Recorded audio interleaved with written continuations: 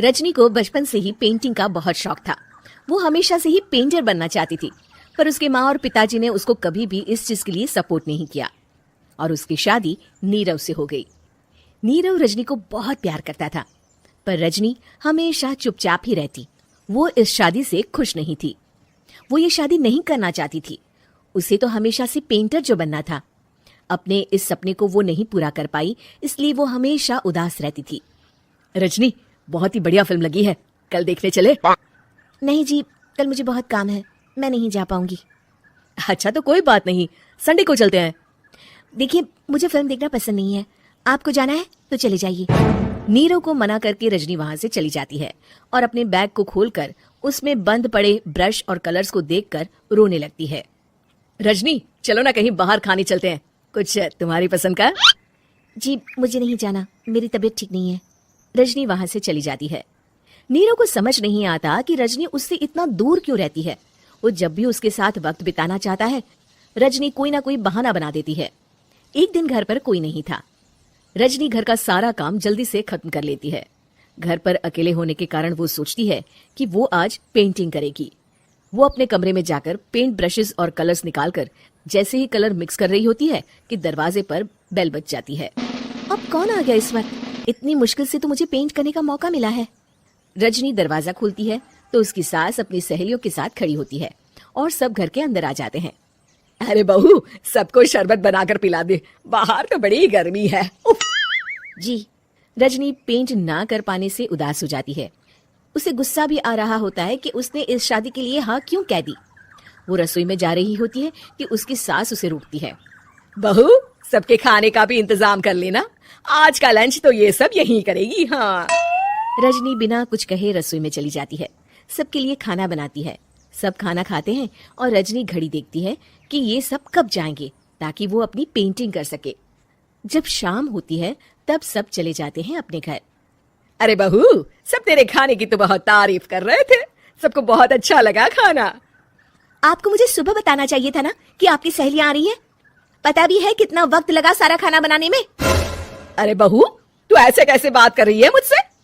तो और कैसे बात करूं? मैं इस घर की कोई नौकरानी नहीं हूं कि इतना काम करूंगी। रजनी अपने कमरे में जाकर दरवाजा बंद कर लेती है। शाम को जब नीरव आता है तो उसकी माँ उसे पूरी घटना के बारे में बताती है। क्या? रजनी ने आपसे इस तरह बात की माँ? हाँ, और पता नहीं उसे क्या हो गया है, शाम से बाहर भी नहीं आई है। मैंने तो कई बार आवाज दी, खाना भी नहीं खाया उसने। तू ही बात करके देख ले बेटा। नीरव अपने कमरे का दरवाजा खटखटाता है।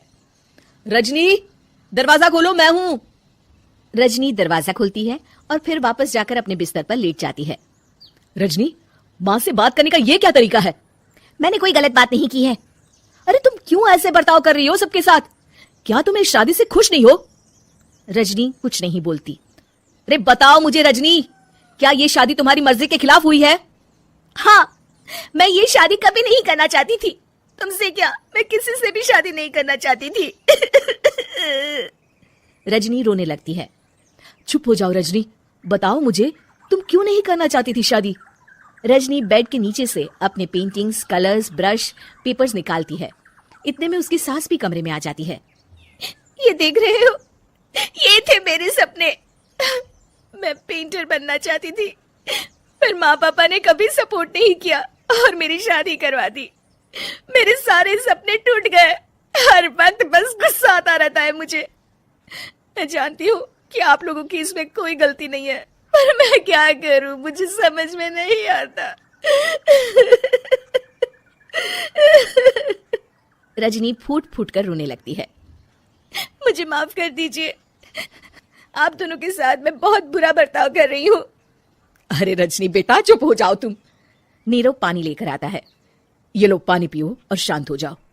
रजनी पानी पीती है और उसकी सास पेंटिंग्स देख रही होती है। अरे नीरव, हमें तो पता ही नहीं था कि हमारी बहू कलाकार है।